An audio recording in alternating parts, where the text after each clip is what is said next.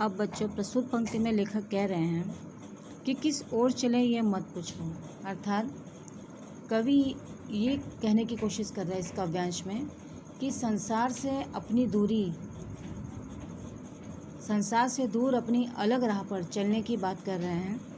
यानी संसार से वो जो दुनिया जीवन है या संसार है उस संसार से अलग रहकर चलने की बात कर रहे हैं।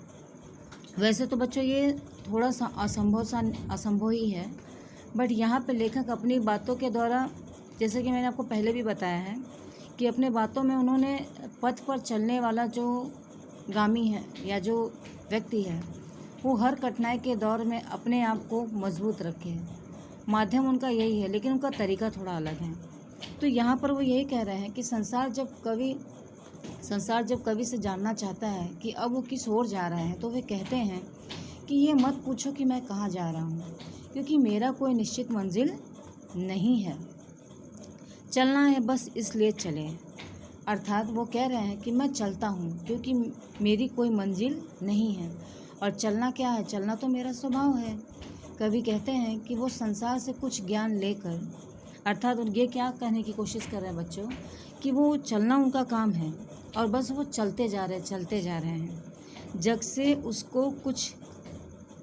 उसका कुछ लिए चले, जग को अपना कुछ दिए चले।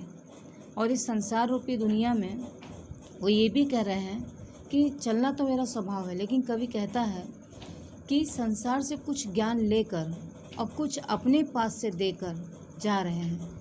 यानी कि लेखक ये दर्शा रहा है बच्चों कि संसार के द्वारा भी, जैसे जब हम किसी मार्ग को प्रशस्त करते हैं या आगे बढ़ते हैं, तो जैसा कि मैंने कहा है कि अभी हम जैसे 8th स्टैंडर्ड में हम पद्यांश को उस तरह से पढ़ रहे हैं। अगली बार आप जब जाएंगे तो सारांश वाइज ही आपको पढ़ाया जाएगा पद्यांश 9th क्लास में।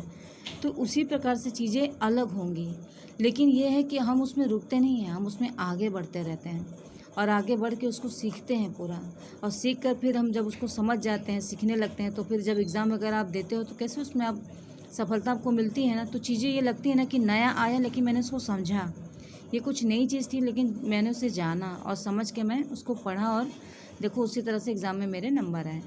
तो ठीक उसी तरह से आपके द्वारा आपको संसार से कुछ मिलना, यानी अध्यापन के कार्य से आपको जो ज्ञान की प्राप्ति होती है, ठीक उसी प्रकार से यहाँ लेखक को संसार के अनुभवों को अपने पास लेकर अपने कुछ अनुभव उन्हें देता है और उनके कुछ अनुभव अपने लिए लेता है।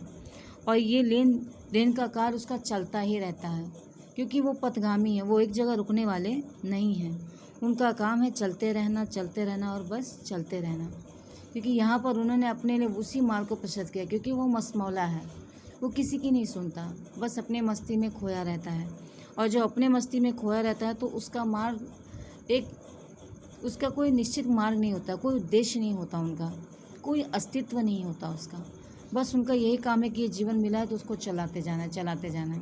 अब चलते हुए मार्ग में जैसे बहुत सारे साधु संतों को हम देखते हैं, काफ़ी लोग वनों में रह के तपस्या करना, या कुछ लोगों का काम होता है कि बस वो चलते रहें, हर दूसरे देश का भ्रम, हर जगह का ये विवरण चलते रहना, हर देश में जाना, हर देश की चीज़ों को देखना समझना। तो ये क्या होता है, वो भी मसमौला होते हैं। फिर जैसे हम बंजारे लोग के बारे में आपने सुना होगा, बंजारों का भी जीवन कुछ इसी प्रकार का होता है।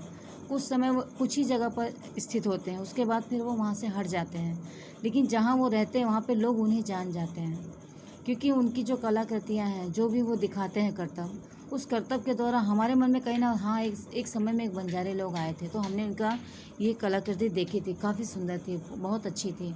तो आप उन बातों में चर्चा करते हो ना बच्चों, लेकिन वो एक जगह वो भी नहीं रुकते, वो भी आगे चलते रहते हैं।